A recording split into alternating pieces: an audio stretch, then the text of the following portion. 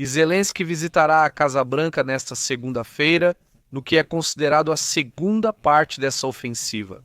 Ou seja, dessa ofensiva diplomática, por assim dizer, desse avanço diplomático que se tenta realizar. Nessa reunião, eles vão se encontrar cara a cara. O líder da Alemanha, esse chanceler alemão, que por sinal tem sido um pouco mais duro e crítico em relação ao Trump do que o anterior. Olaf Scholz, por exemplo. Também veremos Lime, o primeiro-ministro do Reino Unido, está assim. Como se chama a primeira-ministra da Itália, a própria Giorgia Meloni? Não Macron, não. O próprio Marucci, o secretário-geral da OTAN, Alexander Stubb, o próprio presidente da Finlândia, a presidente da Comissão Europeia. Vamos lá, porque ali vão estar os líderes europeus, ou pelo menos uma boa parte deles, e obviamente o próprio presidente ucraniano, Vladimir Zelensky. Em algumas horas eles vão estar, como vocês sabem, lá em... Como é que chama? Na Casa Branca, nos Estados Unidos da América, certo? Diante disso, Zelensky procura primeiro enfrentar essa crise externa, terminar a guerra para poder dizer, olha, estou entregando o país já fora da guerra, né? Que venham as eleições, que mude o presidente, que venha o que vier, mas que no final já está se garantindo que não vai haver outra invasão à Ucrânia.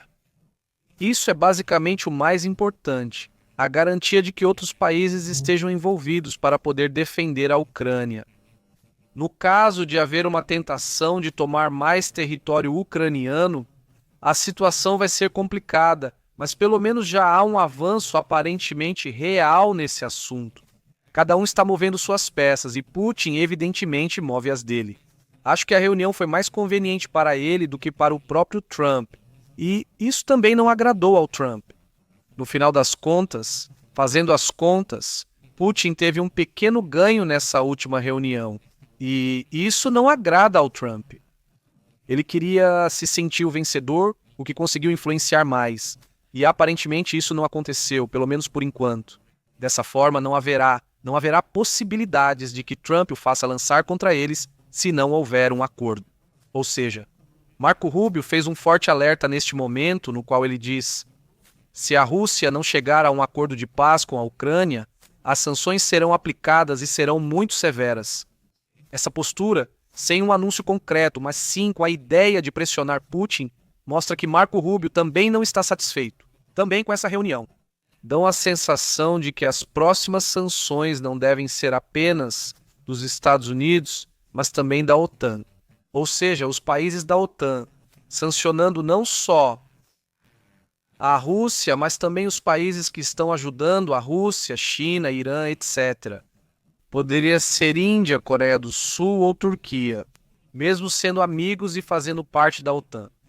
Então, esse seria um passo muito diferente, seria um passo de isolamento total, basicamente em relação à Rússia e os países que não entram nessa aliança. O que poderia acontecer com eles? O caso poderia ser que eles também fiquem isolados, com as consequências econômicas que isso possa trazer. A questão aqui é que o que vem por aí é mais pressão para Putin, mas também mais pressão para Zelensky, para que ele decida rápido e isso não fique em um meio termo. Segundo Steve Witkoff, o assessor de Trump nesse assunto, foi alcançado um acordo preliminar com Putin sobre garantias de segurança robustas. Não fica claro a que ele se refere com isso. Eles falam de 5 regiões não muito bem definidas, ou seja, é muito ambíguo o suposto acordo. Basicamente, o que eu acho é que Putin veio ver, ganhar tempo e continuar com sua própria estratégia e seu próprio plano, sem absolutamente nenhuma mudança.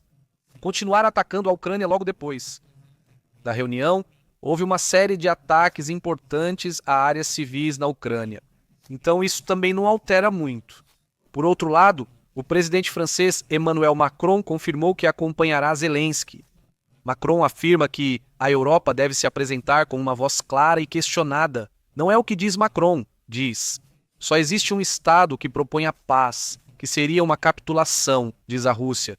Ou seja, somente a Rússia pede que se faça a paz, mas rendendo sua carne. Pois isso não vai acontecer. Assim não vai ser, pelo menos é o que diz Macron.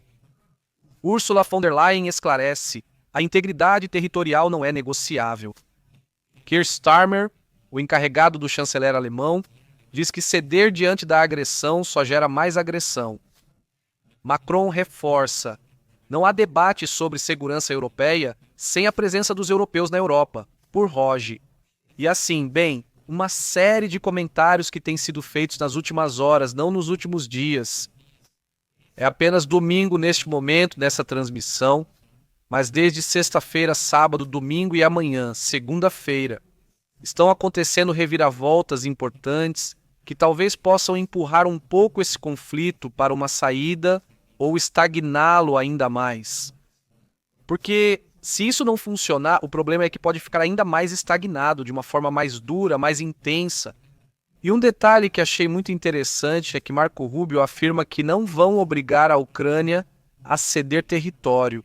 Ele diz: os Estados Unidos da América não vão forçar a Ucrânia a ceder território a Putin, afirmou o secretário de Estado em entrevista à National Broadcasting Company. Assim, jornalistas perguntaram se discutiram a transferência de terras para as regiões de Donetsk, Lugansk, Kherson e Zaporizhia. Sob o comando de Vladimir Putin, alguns estão sob controle russo, outros não. E Rubio respondeu que os ucranianos não estão dispostos a fazer tais concessões e que eles não pretendem obrigá-los. Nem têm o direito de fazê-lo, nem vão fazer, diz o próprio secretário de Estado. Achei interessante a resposta. Por outro lado, deixe-me comentar que dentro do que é algo muito importante que achei desta rua, Kallas, que afirma que fica claro porque ela é a responsável pelas relações exteriores da Europa diante do mundo. Não, então o que ela diz é que vamos como a chanceler da Europa, por assim dizer. Afirma que a Rússia claramente não mostra sinal de querer acabar com outra guerra. Continua atacando civis. Quando você se senta para negociar, como vai se sentar para negociar e ao mesmo tempo? É como, quero dizer, você está brigando fisicamente e então se senta para acalmar as coisas e conversar. E enquanto você está sentado, está chutando e batendo na outra pessoa e diz sim, sim, eu quero conversar, e está batendo e batendo e batendo. Aí você pergunta, então você não quer conversar? Ou seja, não há uma negociação, não há uma ideia, nem um interesse real em negociar. E isso é algo que é real, é o que está acontecendo. Ou seja, a alta representante do bloco europeu, Kaja Kallas, afirma que a estratégia do Kremlin busca prolongar o conflito. Essa é a verdadeira intenção de tudo isso. E aí ficam dando voltas e voltas, quando a única intenção é prolongar o conflito pelos interesses que Putin tem nesse assunto. É que neste momento, desde sexta-feira até agora, até esta hora, ou seja, desde o dia da cúpula contra Putin, até o momento, a Rússia já realizou 500 ataques contra a Ucrânia, ou seja, a Rússia lançou mais de 500 ataques contra a Ucrânia. Após a reunião Trump-Putin, isso mostra que ele não quer negociar, mas sim mais conflito e guerra. É assim de...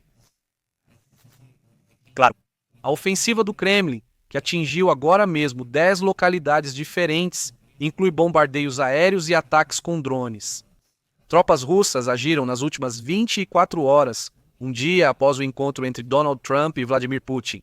505 ataques a 10 localidades na região de Zaporizhia. Isso foi informado pela administração militar da região, Ivan Fedorov, em sua própria conta no Telegram, na qual então falam também de outros ataques, como em direção a Petroprevozenka, no Novodilinka, Mala, Tokomanche, Vilória. Além disso, houve 743 ataques com drones. Além disso, junto e separado, reparem que na Sérvia ontem comentei com vocês sobre esses protestos massivos que estão acontecendo. O que o presidente da Sérvia faz em vez de negociar e chegar a um acordo? Pois não. O que ele promete é mão dura contra os protestos e endurece ainda mais seu discurso. Basicamente, ele ameaça. O presidente sérvio, Aleksandar Vučić, anunciou hoje, domingo, medidas severas contra os manifestantes antigovernamentais. Após essa situação em que ele acusa que os protestos são um ataque do Ocidente, que é terrorismo, que é isso, que são mil coisas. Embora não tenha apresentado nenhuma prova, pois vocês sabem, isso é o menos importante para esses presidentes. Então é assim que as coisas estão neste momento. Vejam que alguns... Em segundos, o próximo vídeo começa sozinho. Se for ao vivo, aguarde. Caso contrário, acesse o canal para ver a próxima transmissão. Nos vemos lá, nos vemos à noite também, que já teremos o resumo do dia. Astrid e eu aqui conversando com vocês, muito obrigado, nos vemos em breve, até logo.